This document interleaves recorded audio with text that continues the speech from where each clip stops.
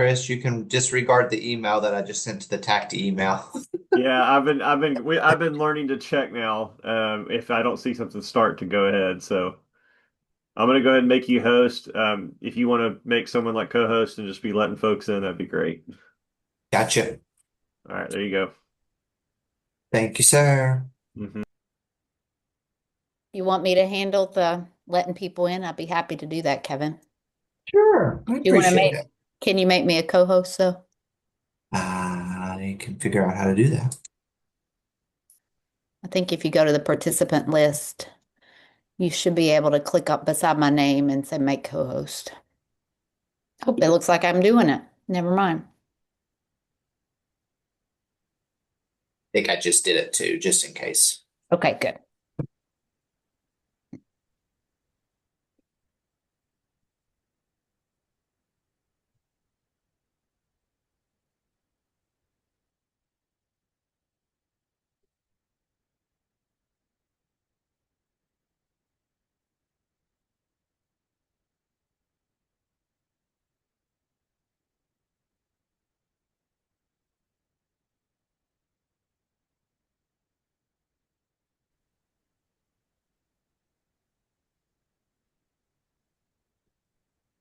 Hey, Kevin.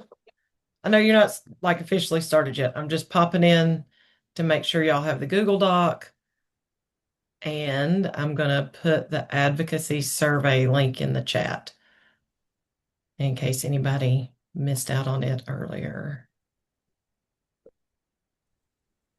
Thank you, ma'am. I totally spelled that really badly, but a random capital letter in the middle. We're rocking and rolling. Let me see. I'm going to, I don't know why I'm going to disable your waiting room to make it easier for people to get in for you. All right. Y'all have fun. Thanks.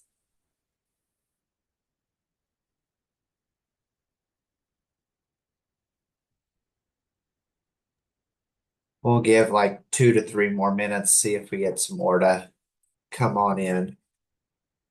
How is everybody on this Friday?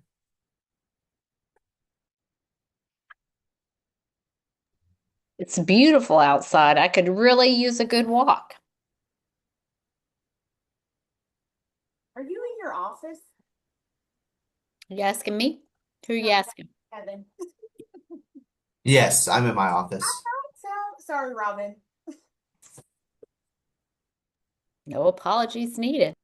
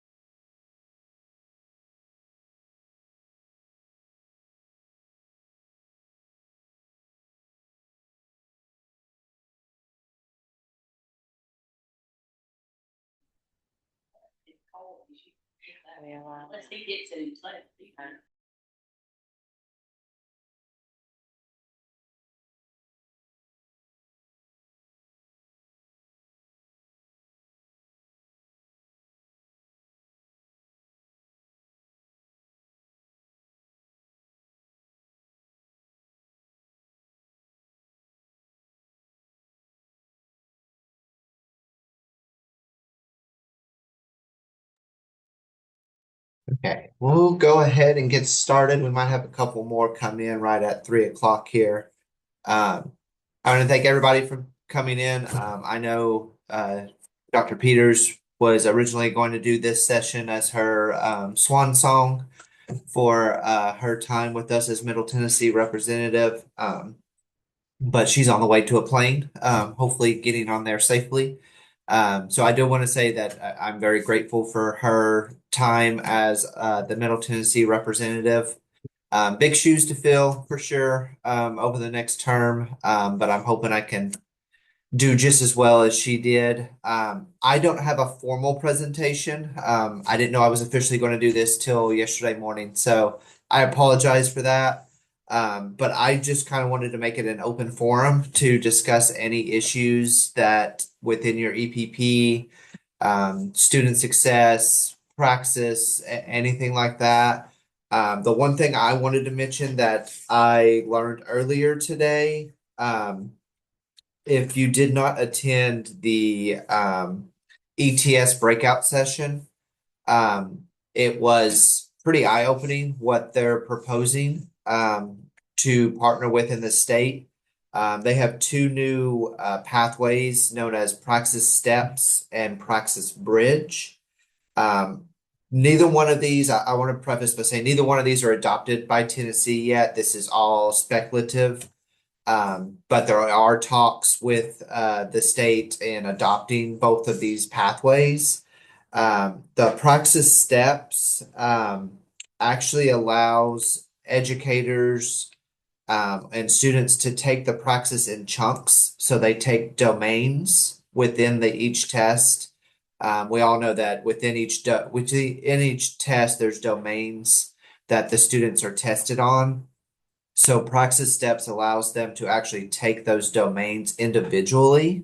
And then once they pass all the domains, they pass the test, which was really, really cool to see from a data standpoint, because then as an EPP, that would allow us to then go to our specific faculty and say, students aren't passing this domain. What can we do to strengthen their knowledge so that they're passing that domain on the first try? And it also doesn't require the student to have to take an entire test all at once. We can, as an EPP, we can look at it and say, they're going to take the math domain for elementary, but it's based on geometry. Well, we want them to take it when they take a class that covers that part of math standards and geometry and things of that nature. So it was really cool to see how that breakdown could occur. Again, not fully adopted yet, is in the works. But I would suggest looking that up if you all want to see more. There is information on it on the website, and I'll drop it in the chat as well for everyone. And then Praxis Bridge. The biggest takeaway from that is there's no 28-day waiting period if a student does not pass the test. If they have been able to have one standard error of measurement from passing. That's a brand new term that I learned today. Did not know that term existed. Essentially, it's whatever the standard error of measurement from passing is. So if it's like 4.5 points per standard, then you subtract that from the passing score. If they fall within that standard of measurement, then they can just retake the domain that they did not pass to then pass the assessment. And they can take that domain as soon as 2 days post-test. So there's no 28-day waiting period or anything like that they have to retake the test. The downside with this is being within one for looking at our students at Austin P, most students aren't within one standard error of measurement. They're usually 8 to 10 points off from passing. So a lot of our students aren't going to fall directly under that praxis bridge. But if you do have a lot of students that are 1, 2, 3 points away from passing, if the state adopts the praxis bridge, that would be a great pathway for them to retake a domain, pass the test, and then move forward in the program. It is only $50 per domain that they have to retake. And with them being so close to passing, a lot of times they're only going to have to do one domain in order to get a passing score on that test. The Praxis website does have information on this as well. I'll drop that in the chat for everyone. But I did want to share that for those that didn't attend that breakout session. Lisa did an amazing job during that session of really breaking down how all of that's going to work. And with Austin P, we're in the middle of our CAPE cycle. So everything we do, we have to think CAPE, CAPE, CAPE. So my first thought was how we could break down all of these domains into really granular data to kind of pinpoint where we can help students. So that was my biggest takeaway from today outside of the state board meeting, which I'm going to be re-listening to this weekend so that I can make sure I get all the updates to our staff and faculty on Monday. Lots of changes there with the ETS or NES option that's coming down the pipeline. It'll be interesting to see this time next year how many of us have pushed students towards NES. Have we kind of stayed status quo with recommending praxis assessments? Have we changed coursework to align to certain tests? Things of that nature. It'll be really interesting to see when we all come together this time next year how that's affected our EPPs. Does anybody have anything else they would like to talk about, discuss?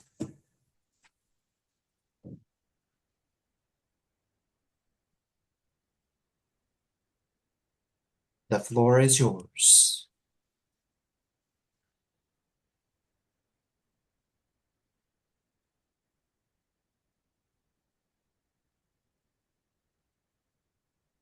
How many people are happy Ed TPA is gone?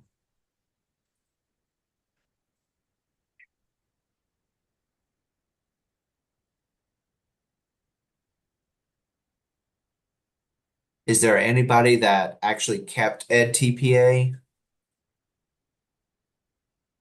I know that was one of the options if you wanted to continue offering it. We are not planning to. That's just not something. In it, of course, we have some of our students who take that NES, the one for the 610 math. I can't Yeah, remember what the number is off the top of my head, but I guess the only thing I don't like about NES, at least that part of it, is the reporting piece. It's not as clean and pretty as what we're getting from Praxis. That's my biggest thing with, because it comes through the same thing as NTPA, the same, well, Pearson's site. So I don't know if we could yeah, get the same type of reports or not, where we get those nice pie charts and the pass rates and all of that. That's always been helpful. yeah. The information that ETS can get us through that data manager's really, really clean and usually makes it pretty easy to disseminate. Yeah.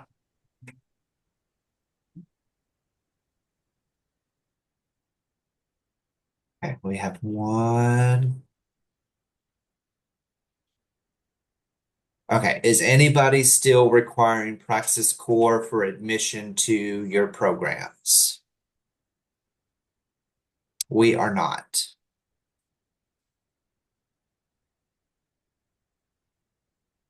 Could you guys maybe answer that in the chat so we could see exactly which universities are or are not? As a Yes, ma'am. community college person, that would be very helpful. Thank you.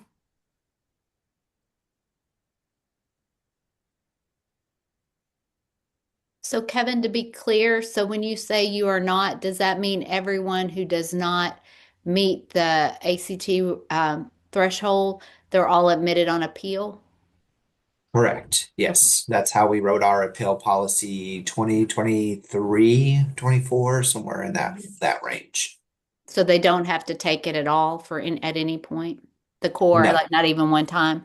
So did you all have something that they're demonstrating that knowledge, those skills, the reading, writing, and math in a different way? Is it their course grades? Is it something else? So we just made it strictly based off GPA. They have to maintain the required 2.75 GPA, which is also a requirement for licensure.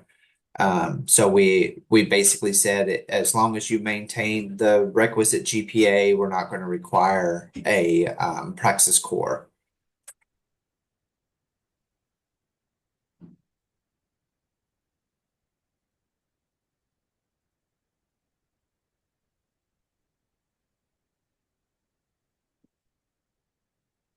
Let me drop the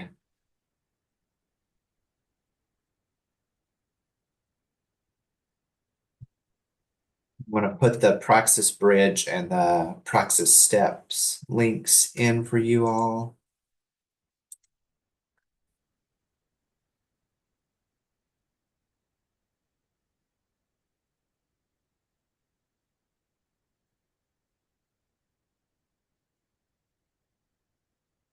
When it comes, I'm not sure on our faculty because I don't usually handle when it comes to like standards alignment and everything like that. But when we're looking at the new NES options, is anybody here, do they already use their coursework aligned to the current Praxis test, and are now going to have to look at changing the way the coursework is aligned in order to do an either or option when it comes to the new testing?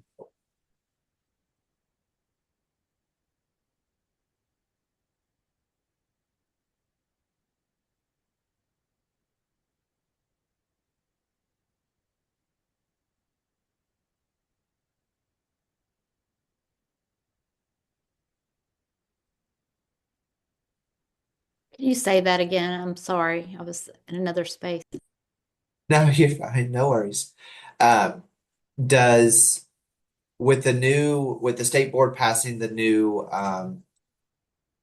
testing requirements where they can do NES or Praxis, is any EPP previous or currently aligning their coursework to the Praxis test so that it's more beneficial for them to pass it, and are now going to have to look at changing the way that they structure courses in order to make it an either or for depending on which test the student may lean towards taking?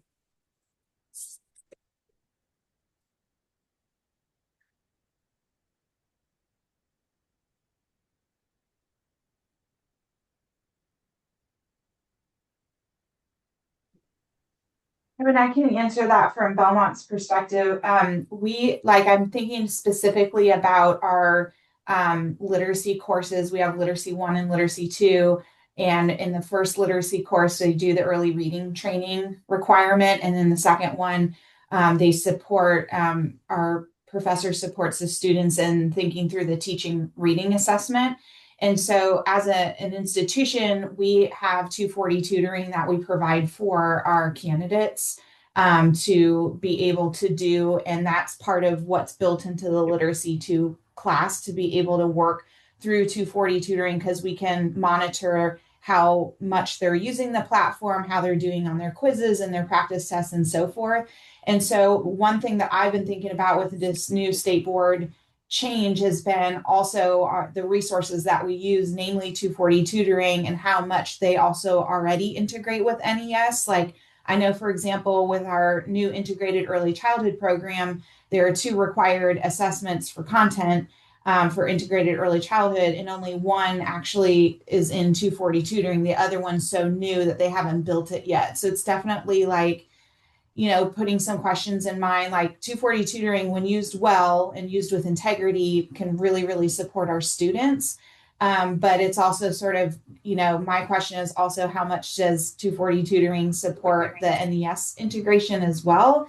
And so that's just got us thinking about our various different resources. I think you're asking a good question too about coursework alignment as well. And I think we just also need to look a little more deeply into the NES options, especially per licensure area, to better understand like holistically, what are the shifts in format changes and so forth, but also, might some be, because I remember the 610 math change and NES had that test, and that was really a helpful assessment for our students to be using and passing to support in secondary math. And so I think there's a lot of opportunity. I'm grateful for the option between NES and Praxis as well. I think it was a good change, but we've got to look into what that really means programmatically more so at Belmont. Thanks, Annie.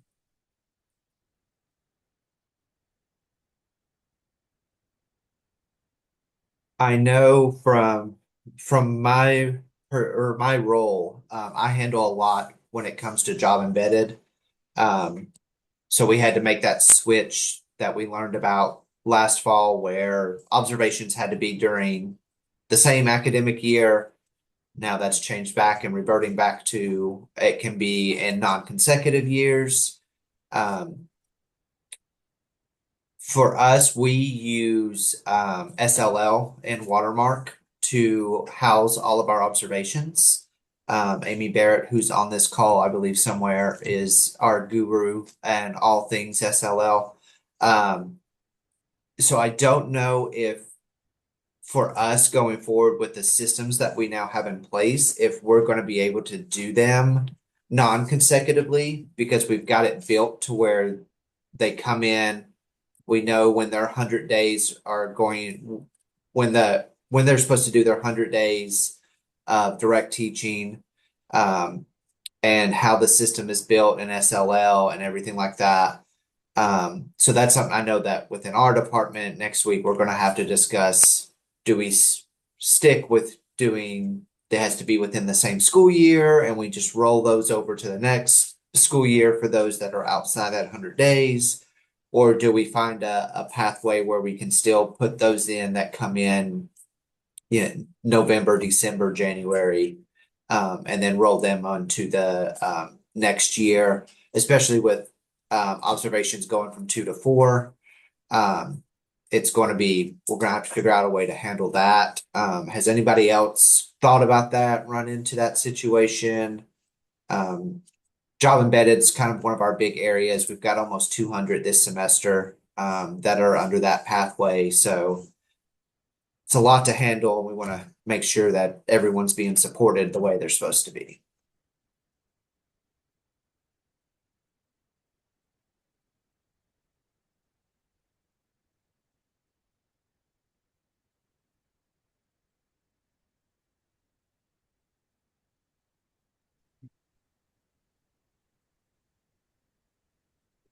We submitted in our plan for observations back in the summer was that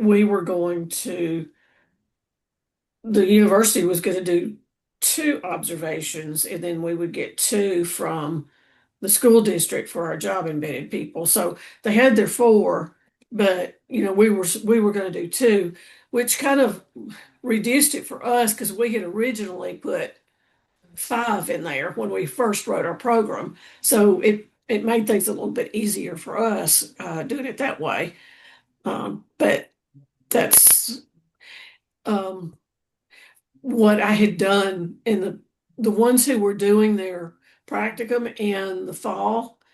I would just have them send me their observations from spring semester to me. And that way, at the end of spring semester, I would mark them as completed.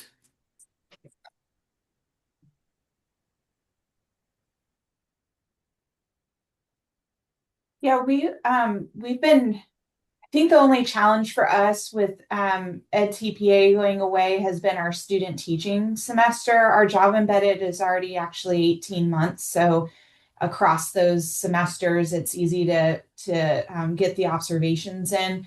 But the biggest change, and I think the heaviest lift, has been on our university supervisors, going from because the ways that we want to ensure that individuals are trained on the team evaluation is that we can mandate that to our university supervisors, and it is best practice for our classroom mentors to be team trained, but it's not something that we can require yet. So one aspect we're looking into is incentivizing our mentor teachers to be able to complete the team. And then that way, that is not such a heavy lift on our university supervisors. But at the same vein, this pilot semester, our university supervisors are really enjoying the opportunity to go to be able to be in there more often and have those really constructive conversations with their candidates across the semester. But again, the challenges are like we just had a massive ice storm and everything got pushed back. And then, testing window is sometimes up to 4 weeks long. And then that's coupled also with, the English testing proficiency. So it's like all, especially in the spring semester, seems like it's heavier. So, like logistically, it's a challenge to get the 4 in. And so we're learning a lot this semester by implementing this new structure and also understanding the lift and the extra demands on our supervisors. So we're reflecting quite a bit and we'll be thinking about what worked and what we need to continue to refine for next academic year.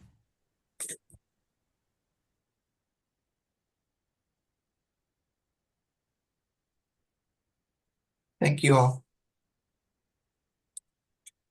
Does anybody have any other concerns, things they wish the state would change?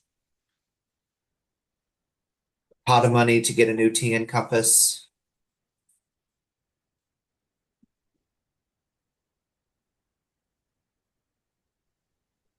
Do away with literacy play it every year.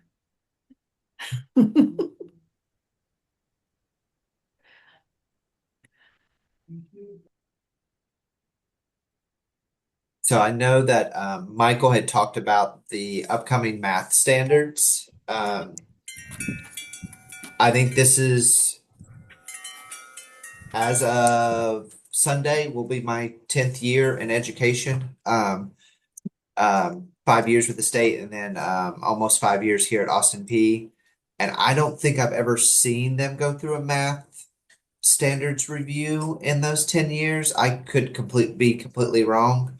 But it'll be interesting to see what happens with that. How did Michael phrase it? Numeracy, is that what he said it was called? Reviews. For me, I've just now got to understand Common Core math to help my son. So if they go and change all of it all of a sudden, I'm going to have to learn a whole new way to help my son with his homework. But does anybody have any like concerns or issues or insider information about what may be coming with those math standards reviews?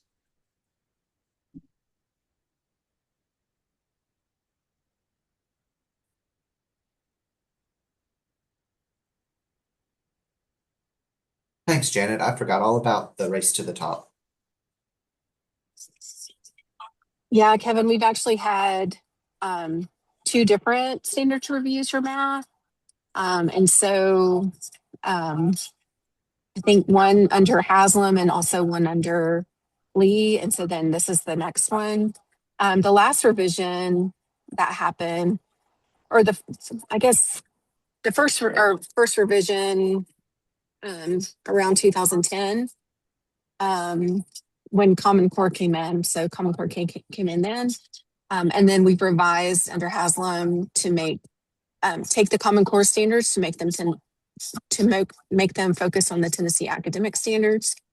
And then this latest round, really the emphasis, I know what happened when the state received new standards, there was a emphasis on statistics, and those were the major changes, especially at the high school level. So there was a revised focus on statistics. So it'll be interesting to see what this new revision will look like. But it'll go out to the public for comment first before it goes to committees.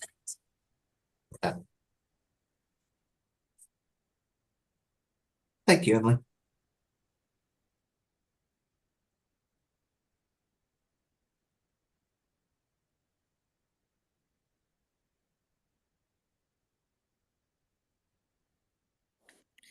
I got a microphone to work, so let me go back to ask my question in a better way. So earlier in the main session when they were talking about praxis and whatever, she said, "Oh, we don't require praxis core anymore. Nobody requires it to get into to be admitted into an education program." So all the community colleges pretty much had a heart attack when that was said. So that's not really what she meant. What she meant was if they have an ACT, they don't need it, but you all are still requiring either the ACT or at least an attempt at the praxis core. Is that what I'm hearing, or are we going away from the praxis core? Because we need to know that, because that's a requirement for our students to graduate with their AST to go into your programs. So it is something we need more clarification. If what she said was true, that is not being trickled down. And that was, you're talking about Jesse Ye- Gold when she mentioned Yes, that? yes. Okay.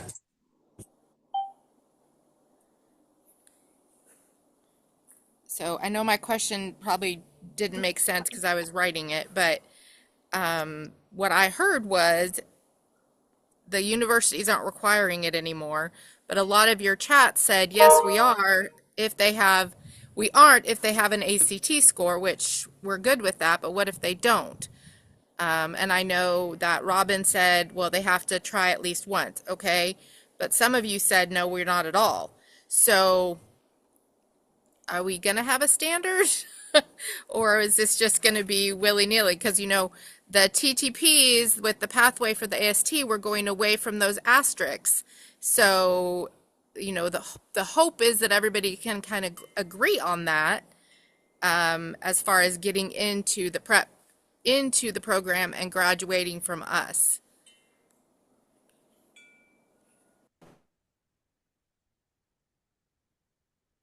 Kirsten, my understanding is still in policy. Thank you.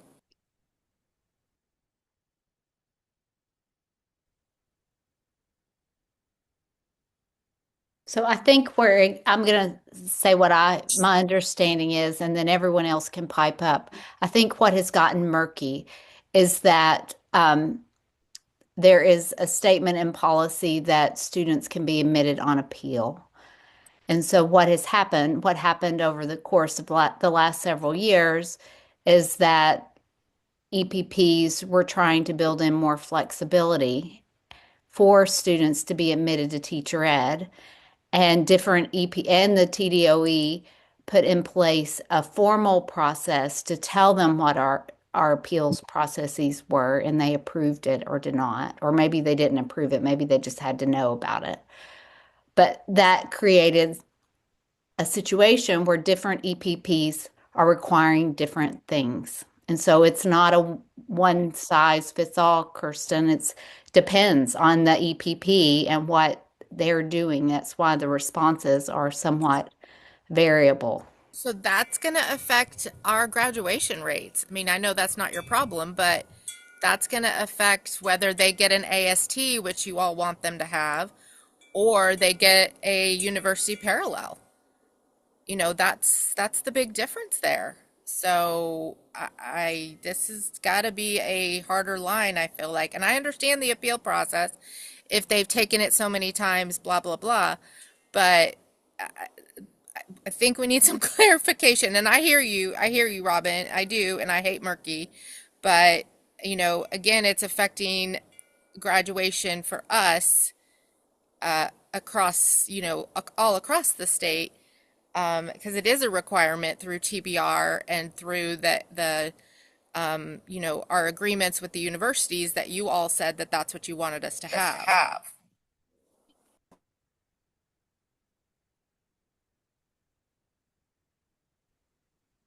For us, it just makes it more seamless when they come in with that Praxis core because they're not having to take that ACT.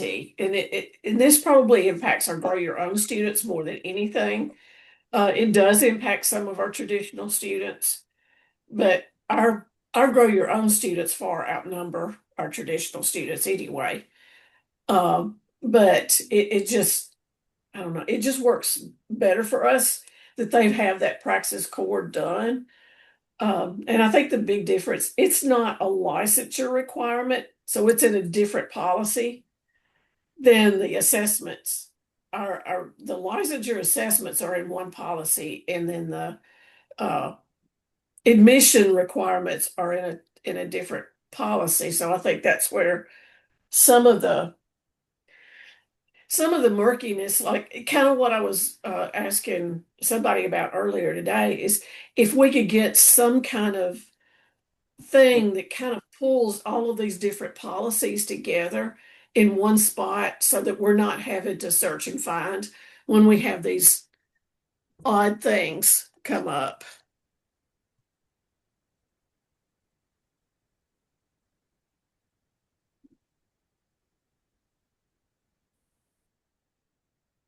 At one point in time, too, in terms of how EPPs are held accountable, that the higher the appeals, the higher the amount of students that accepted on appeal would be negatively affecting our EPP accountability scores as well. So since I left the state, I don't know if that's changed or not, but there is definitely an incentive to not have as many students on appeal, but that might have also been changed and become more flexible in the last few years as several of the other licensure requirements have also been become more flexible.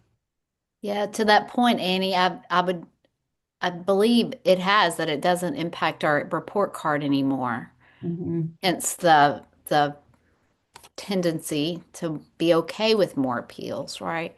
Mm-hmm. So I'm wondering, Annie, I'm going to look at you when I say this. Mm-hmm. I'm wondering if this isn't something we can resolve in this group today, but is this an appropriate? I'm feeling like this is an appropriate conversation to take note of, and maybe the board or a subset of the board can try to, we can't make decisions about this, but try to pull together some information about this because this came up in the fall, Kirsten. I remember you in this very group that we talked about this, and then we left the meeting and went on about our merry ways, doing what we do every day.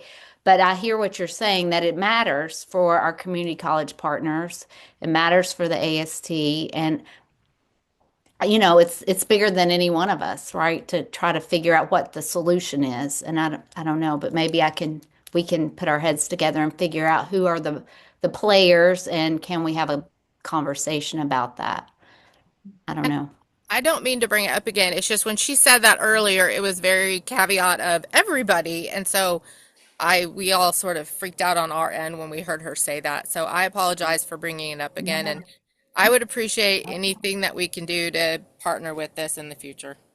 No, I wasn't saying it was bad that you brought it up again. I'm saying that, like, what happens in meetings sometimes is we walk away and we may have meant to think about it after we left, but we didn't do it. But maybe now, if we commit to doing it, we can try to figure out something, or at least get some thoughts around it from other people's perspectives.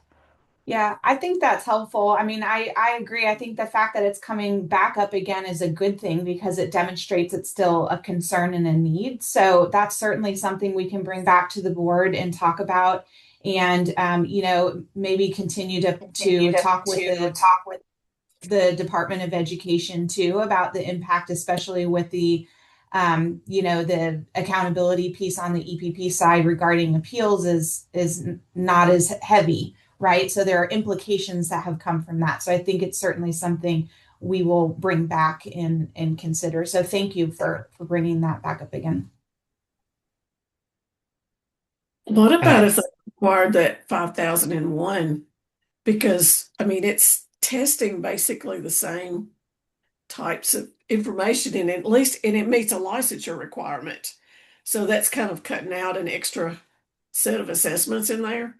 That might be something that could be uh, a consideration.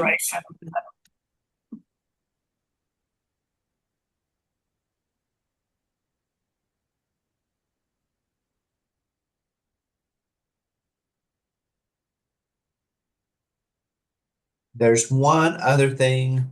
I believe several people in this room were also on the call. I think it was about 2 or 3 weeks ago, might have been longer than that.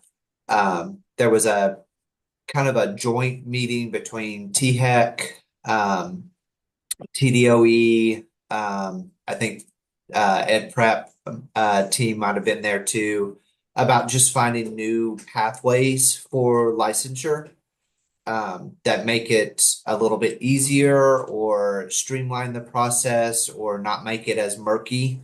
Um, so does anyone have just a random idea? I know one thing that I mentioned during the meeting was looking back at some sort of transitional license where it's that 1 year license. They have to meet certain benchmarks and certain competencies within that first year in order to continue into the next year. I know I think it was 2015, that license type used to exist. Maybe looking at something like that to maybe help streamline and get districts where they don't have so many permitted teachers throughout the school year. Does anyone have any thoughts or ideas in that realm?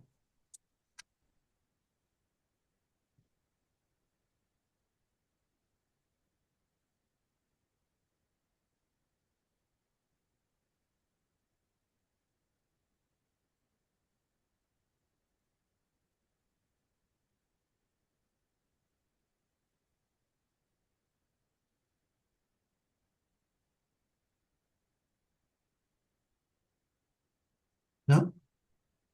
Does anybody have? I'm reading your comment, Annie.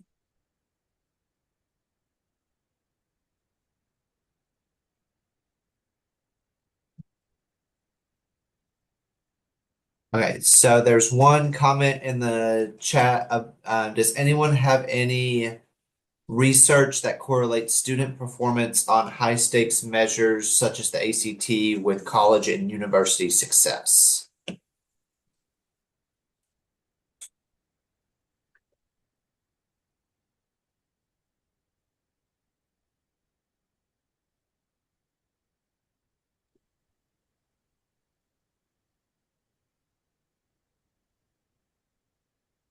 It seems like something that UTK might have. I wonder if it would be helpful to ask them. I know there are some studies that have been done that have looked at ACT and those types of tests and the relationship to later testing and preparation. But I'm going to speak out of turn because my brain is not firing in that regard. But there are studies, and my memory is that there's not a strong relationship at all. But I would want someone else who feels more confident than me to speak on that. Well, I know that the ACT people put out data that says, if you have that 21 or higher, if you're getting that score, they have data showing that you're successful in college, right, to get a bachelor's degree. I was really curious about whether they can pass the teacher education praxis exams, right, to literally teach these subjects that they're apparently weak enough in that they're not scoring, at the beginning of their training. Yeah, I can just speak from the like an informal advisor's perspective on this. Not that this is research based, but when we have students who have come in and they have struggled with the Praxis core, and whether they're admitted on appeal or they continue to go back and take the ACT and be successful on that one, they have typically also struggled with things like Praxis content, which is required before they do their student teaching. So we have seen that before, but I can't give you any data. I think that you're asking a very good question.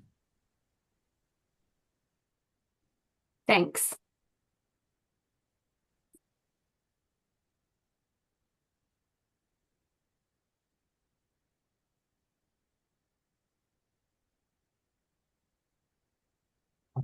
Does anybody have anything else? Sounds like, Robin, we have a couple of things to bring back to the board then. So we've made some notes. Thank you all.